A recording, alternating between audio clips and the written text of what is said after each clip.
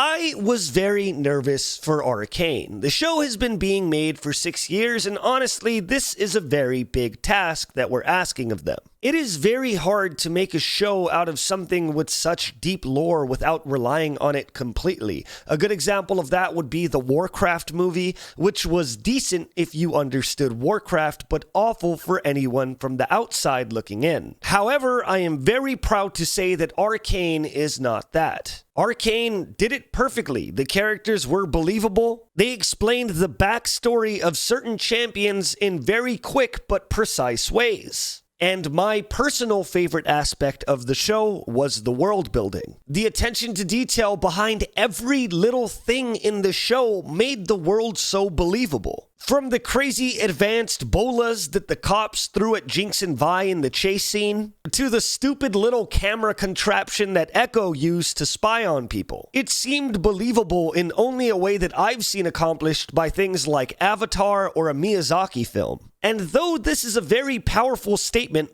Arcane has accomplished more in 3 episodes than most shows do through their entire runtime. Somehow, in the 3 episodes that they've released so far that only run about 35 minutes each, they managed to draw us in and give us a near complete backstory on a variety of characters. Like the young, advancement-driven Jace who just wants to make the next step in technology. Victor coming to Jace's aid to create a name for himself. The dynamic between Vi, the head of her pack of rascals, and Powder/Jinx, who just follows them around trying to be of use. And obviously, there's a lot more, but I'm not telling you everything because you have to go watch it. On top of that, every single character in this show has a clear motivation. Whether it's stemming from a need to prove themselves in the case of Jinx and Jace, or fighting for a larger cause like Silco's gang or Vander. I found myself sympathizing with every single character,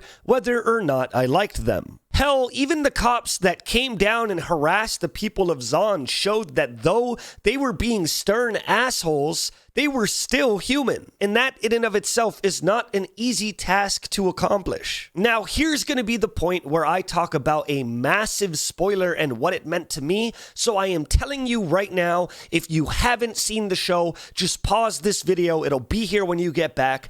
Go watch all 3 episodes that exist in this state of space and time, because you're not going to get the same payoff, and I really want you to feel what the rest of us felt. So please go do that. The video's going to be here. You can pause it. Just go watch it and come back. The tragedy of episode 3 is some of the best writing I have ever seen in my life. Powder, in a desperate plea to save her father figure, sister, and best friends, realizes that in fact she may have the power to do so on the back of crystals that can be categorized as nukes. Up until this part of the show, every single one of Jinx's traps has not worked. So they've been building on the idea that soon the toys will work. With one of Vi and Jinx's last conversations quoting Jinx saying, "Next time they will work," and Vi replying, "I think so too." And boy, did they work. But since Jinx/Powder, I don't know which one to call her here, but since Jinx is a literal child,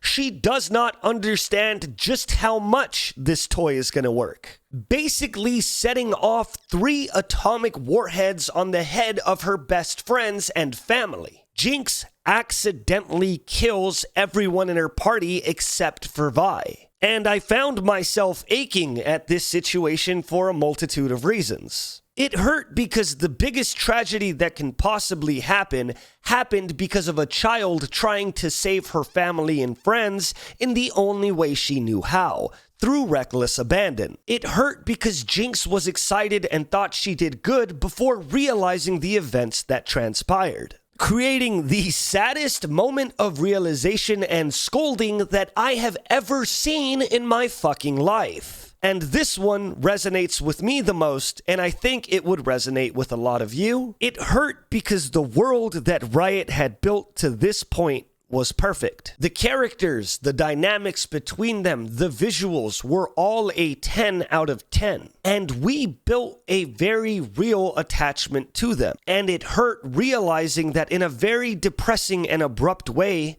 our stay here was over. If Arcane was able to accomplish what it did in the first 3 episodes the way that it did, then I can clearly say without a shadow of doubt in my mind, Arcane is slated to be the best show of the decade. I have nothing but good things to say about the show if you can't tell, and I almost find myself choked up being so excited that Riot is finally doing what we've been saying all along. People grow out of League of Legends. People stop playing MOBAs. People stop playing games altogether sometimes. But our attachment to these characters are very real. And seeing Riot create a masterpiece off of the back of our favorite game means that there's a very, very, very high hope for this franchise and the endless amount of things they can do with it. I want to personally say thank you to Riot Games for creating such a masterpiece with the characters we all know and love. I can't wait for more episodes, and there is nothing in my body but excitement for Arcane. I genuinely give the show a 10 out of 10, and I am excited for the future of League of Legends. Cheers.